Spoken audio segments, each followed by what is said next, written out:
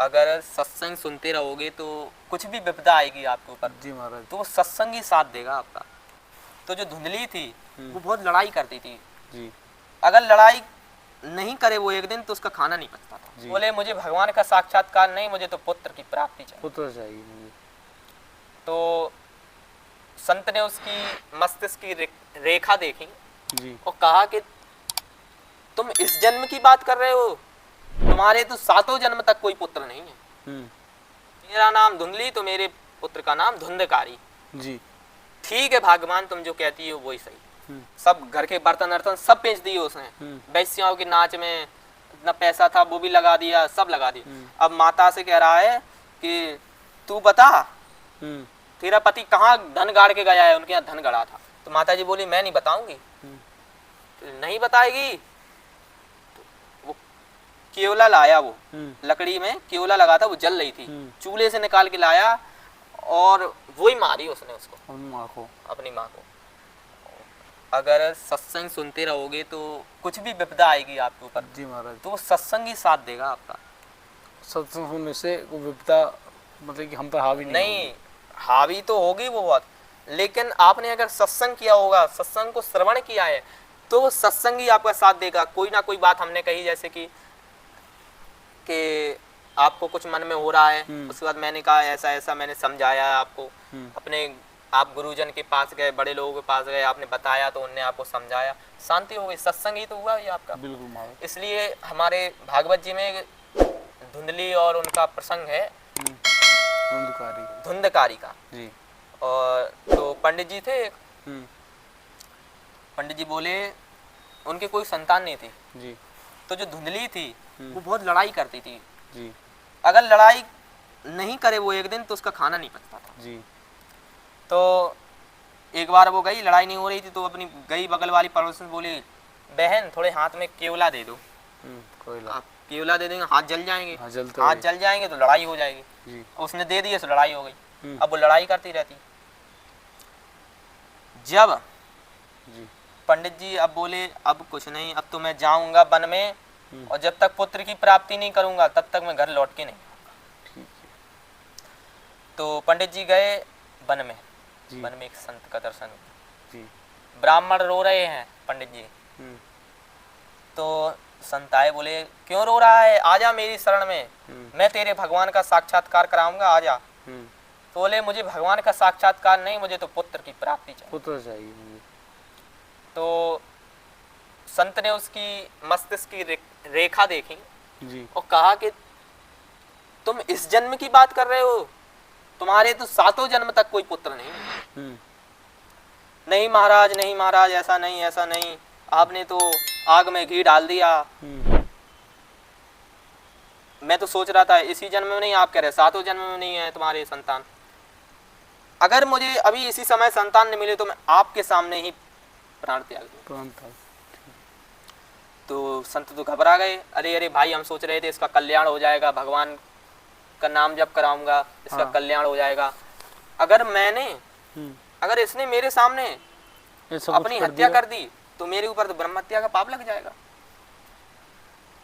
तुरंत महाराज जी ने सोचा होगा, वो पंडित जी अपना सिर बाबा के चरणों में मारने लगे। हाँ, बोले बाबा अब आपकी शरण में हूँ, अगर आपने पुत्र की प्राप्ति नहीं कराई तो मैं अभी यहीं प्राण त्याग दूंगा। बाबा ने तुरंत एक फल निकाला, बोले लो बच्चा ये ले जाओ अपनी पत्नी को खिला देना। पंडित जी गए घर में, बोले भाग्यवान, ओ भाग्यवान। तो बोले पत्नी बोली ऐसे बुला रहे हो जैसे सोने के खदान लाए हो, ले ये फल खा लो। फल ही तो लाए हो, क्या है इस फल में? अरे इस फल को खाने से तुम्हारे पुत्र की प्राप्ति हो जाएगी। तो पुत्र की प्राप्ति, अभी स्वामी जी अभी स्नान करके पवित्र होकर मैं तुरंत ये फल ग्रहण करूंगी। अब वो धुंधली सोचती, उसका दिमाग ज्यादा चलता था कि अगर मैं ये फल खा लूंगी और अगर चोर आ गए घर में, और चोर उनके यहाँ संपत्ति ज्यादा थी, तो चोर आ गए घर में, अगर चोर आ गए तो वो चोरी करेंगे तो मेरे घर में शिशु होगा तो मैं भाग नहीं पाऊंगी, खाना भी घर का काम नहीं कर पाऊंगी। तो उसने 2-3 लोगों को अगल बगल बुलाया, तो उन लोगों ने पड़ोसियों ने यही समझाया कि खा लो, महात्मा ने दिया है फल। लेकिन उसकी जो बहन थी जी, वो सोचती थी कि इसका जितना धन है वो हमको मिल जाए। लालची। जी। जी। तो धन मिल जाए तो उनने कहा कि तू मत खा बहन, ये गाय को डाल दो फल। गाय के देखते हैं बच्चा होता है कि नहीं होता है। मेरे तो 7 पुत्र हैं, एक और होने वाला है, जो होगा मैं तुमको दे दूंगी। मेरा पति है, उसको कुछ संतुष्ट करने के लिए तुम कुछ हमको दे देना, पैसा मैसा, तो हम कुछ, ठीक है, हम पुत्र दे देंगे तुम्हें, हमारे पति भी संतुष्ट हो जाएंगे, तुम्हारे पति भी संतुष्ट हो कोई जाएंगे, दिक्कत नहीं होगी। तो बोले ठीक है बहन। उसने लिया फल, सुबह ही गाय को फेंक दिया, गाय ने खा लिया। गाय ने खाया, सुबह शिशु कोमल गाय ने जन्म दिया। शिशु को? हाँ, बछड़े को? बछड़े, वो मनुष्य था। अच्छा, वो मनुष्य था, लेकिन उसके कर्ण, जो कान थे जो, वो एकदम गाय जैसे थे। अच्छा। इसलिए उनका नाम रखा गया गोकर्ण। गोकर्ण। हाँ, जी। जिसके गाय जैसे कर्ण है, कान है, वो है गोकर्ण। तो वो पुत्र आया, तो स्वामी जी पुत्र हो गया उसमें। तो पति बोले हो गया, लाओ लाओ लाओ। आया तो पंडित जी नामकरण करने लगे। पत्रा खोला, पंडित जी ने बोले इसका नाम, इसका नाम। तो बोले तो पत्नी बोली उनकी, मेरा नाम धुंधली, तो मेरे पुत्र का नाम धुंधकारी। जी। ठीक है भाग्यवान, तुम जो कहती हो वही सही। लेकिन पंडित जी परम विद्वान थे। बीतते गए दिन, बीतते गए दिन, बीतते गए।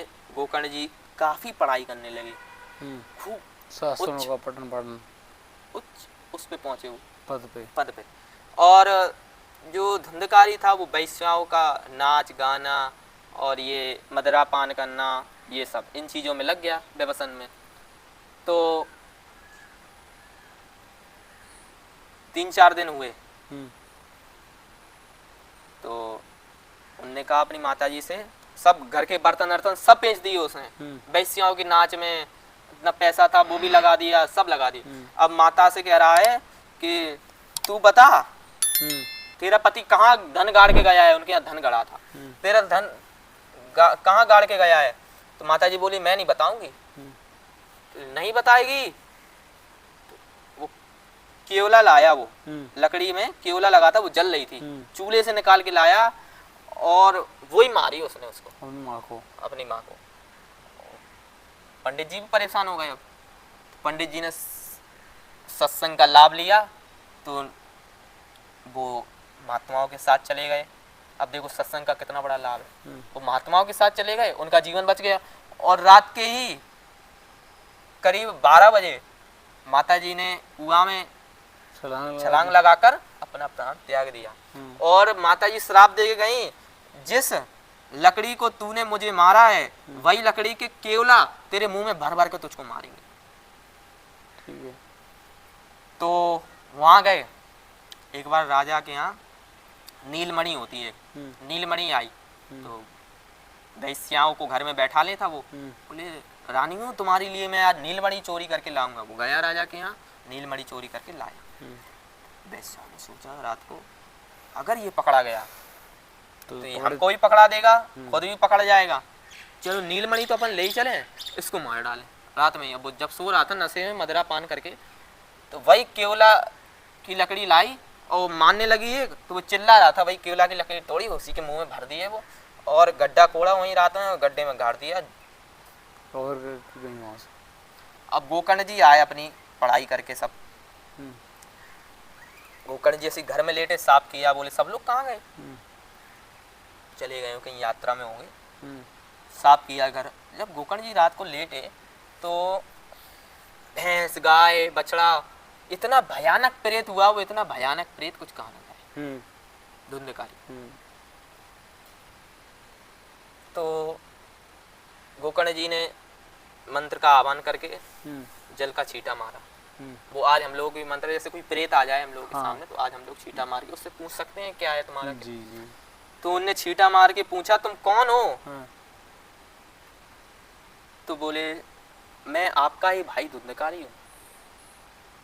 अब वो अपने जो उसने कर्म किए थे वो प्रायश्चित करना चाहता था। तो बोला मैं ऐसा क्या मैं करूं? प्रायश्चित करना चाहता हूँ और मैंने ऐसा किया है। तो बोले तूने बहुत बड़ा पाप किया है।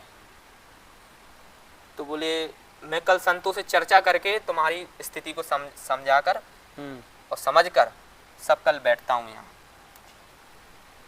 सब संतों से चर्चा हुई, सब कह रहे नहीं इसका कोई नहीं है, क्योंकि उसने संतों को भी बहुत पीड़ा दी है। तो नहीं नहीं इसका कुछ नहीं हो सकता, कुछ नहीं हो सकता। तो उन्होंने गोकर्ण जी ने सूर्य भगवान से प्रार्थना करी है कि सूर्य भगवान आप ही बताओ, सूर्य नारायण भगवान आप ही बताओ क्या किया जाए इसका। तो बोले पीपल के नीचे श्रीमद् भागवत का, महापुराण की कथा का इसको पान कराओ, वहीं इसकी मुक्ति हो जाएगी। सरल मुक्ति नहीं थी उसकी, 7 बांस गाड़े गए उसी कथा में, 1 2 3 4 ऐसे करके 7 बांस।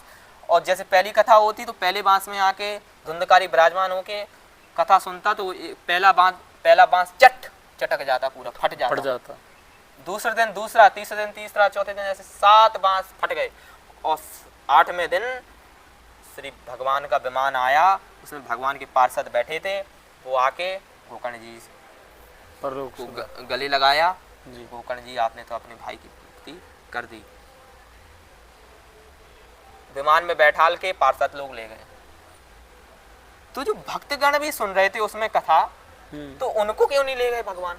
जो भक्तगण भी तो सुन रहे थे उसमें कथा, गोकर्ण थोड़ी ना, वो थोड़ी ना सुन रहा था अकेला धुंधकारी। तो सब लोगों ने प्रार्थना करी कि महाराज हमको क्यों नहीं ले गए भगवान। तो भगवान आए, बोले सबने सुनी कथा, लेकिन जो धुंधकारी ने सुनी कथा वो बिल्कुल एकाग्रचित्त होकर कथा सुनी, वो तुम लोगों ने नहीं सुनी कथा। गोकर्ण जी ने फिर दूसरी बार कथा कराई, तो जितने भी भक्त थे सबके लिए विमान उतर कर आया, और साथ में गोकर्ण जी के साथ में भगवान भी उतर के आए, सबको ले गए। और अगर 7 पिंड भी, 22 पिंड भी और 30 पिंड भी उस पिंडदान करा देते उसका धुंधकारी का, तो भी मुक्ति नहीं थी उसकी, क्योंकि 7 जन्म लेने पड़ते, वो अलग विधा थी, तभी पुत्र प्राप्त नहीं है। लेकिन एक गोकर्ण जी ने जो प्रक्रिया करी उसकी वजह से धुंधकारी जी को सदगति प्राप्त हुई। और गोकर्ण जी ने महात्माओं के साथ सत्संग किया, पढ़ाई करी, तो उसका उनको लाभ मिला, पुण्य मिला जी बिल्कुल। और धुंधकारी ने व्यसनों में, आजकल के बच्चे जो व्यसन में चित्त हैं, उनका कुछ नहीं होना है, ऐसा ही होना है हाल, नष्टता बस, सिवाय नष्टता और नरक प्राप्ति के और कुछ भी नहीं है।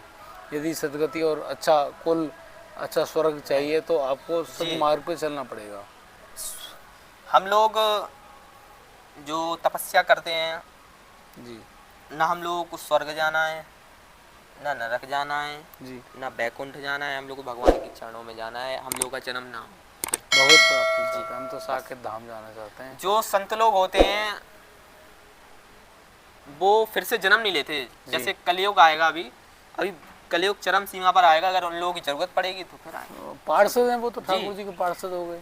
और ठाकुर जी अभी फिर से कह रहे हैं, अभी भी समझ जाओ, ये तो मैंने आपको बताया विश्व युद्ध तो है ही, और इसका नाश है, विनाश तो हो रहा है हमारा, रोज रोज ऐसी घटनाएं सामने आ रही हैं। आज देख लो जमुना जी अपनी उफान पर हैं, हाँ, तेज वाली। हाँ, उत्तरकाशी में देखो कितना बड़ा जी बादल फट गया, 30-40 फुट नीचे जमीन में है। महाराज ये गति है जी, अब ये सदगति कहूँ या दुर्गति कहूँ, इन गति है। हाँ जी, आज के लिए बहुत बहुत धन्यवाद। आपने जो कथा सुनाई, मैं चाहता हूँ कि उसका लाभ शरीर को तो मिले, हमारे दर्शकगण जो भी हमारे इस मोबाइल यूट्यूब के माध्यम से आपको सुन पा रहे हैं, उनको भी इस कथा को सुनने का सौभाग्य प्राप्त हो। आपके चरण कोटि प्रणाम। राधे राधे।